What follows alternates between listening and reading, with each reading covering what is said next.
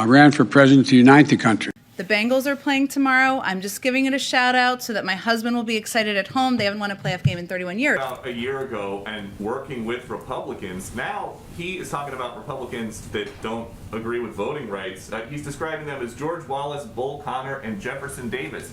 What happened to the guy who, when he was elected, said, to make progress, we must stop treating our opponents as our enemy? I think everybody listening to that speech who's speaking on the level, as my mother would say, would note that he was not comparing them as humans. He was comparing the choice. At consequential moments in history, they present a choice. Do you want to be on the side of Dr. King or George Wallace? Do you want to be on the side of John Lewis or Bull Connor? Do you want to be on the side of Abraham Lincoln or Jefferson Davis? This is the moment to decide. The only criticism I would make, too, I wouldn't say they're criticisms, but observations.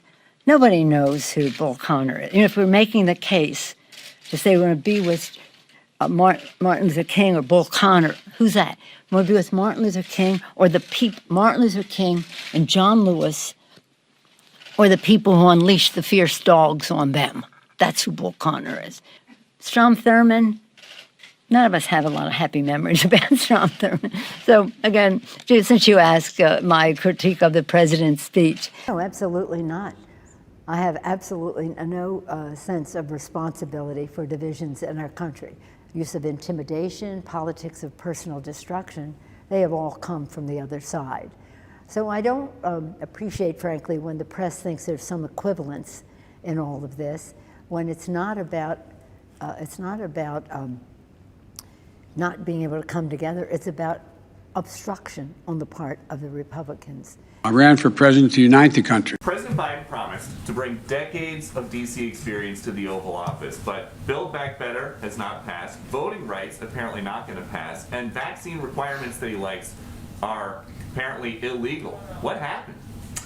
Well, first, Peter, I would say if you look back at last year and what we were able to accomplish, that include getting the American Rescue Plan passed, a package that has contributed to cutting childhood poverty by 40%, has helped ensure we are moving at a faster pace toward economic growth, toward a record low unemployment rate, helped ensure schools, more than 95%, are open across the country. He also pressed, despite skeptics, to get a bipartisan infrastructure bill passed. There's a lot of talk about disappointments and things we haven't gotten done. We're building back better than ever before. But are you clear-eyed at least, and are you willing to tell your supporters to be clear-eyed that these votes next week on voting rights and on changing filibuster rules are going to fail? If we believed everything every pundit said out there and listened to that, the president would not have run for office. He would not be president. We would not have an infrastructure bill that is law. We have heard what members have said. It is important about where they stand on the filibuster. Do you have any news for us on the president holding a formal news conference? I just announced one at the top. Chris, we've just caught you. It's okay. I now relate to your teachers in high school and what they may have experienced, but it's okay. Yeah, there you go. To be fair, it is a Friday and a very busy news week, so everybody should take any pressure off of Chris. Go ahead. Thank you all very much. Appreciate it. Thank you. Do you have a message for Vladimir Putin? The reason I asked Mitch to do this is because he knows how to get things done. Still making calls this weekend on voting rights. It seems that Manchin and Sinema, even after coming to the White House, there's no hint that they're going to change their position. So, I mean, what do the next few days look like before that vote? We're going to continue to press to get this done moving forward. And that means continuing to engage with a range of officials who are supportive, some who have questions, and some who are skeptical. He obviously met with Senator Sinema yesterday afternoon, even after she made a public speech about her opposition to the filibuster. I think that's evidence of... Did the president move the needle at all with Senators Manchin and Sinema as it relates to voting rights and the filibuster? I will let them give an assessment of where they stand. There's no need for me to restate my long-standing support for the 60-vote threshold to pass legislation. And there's no need for me to restate its role protecting our country from wild reversals in federal policy.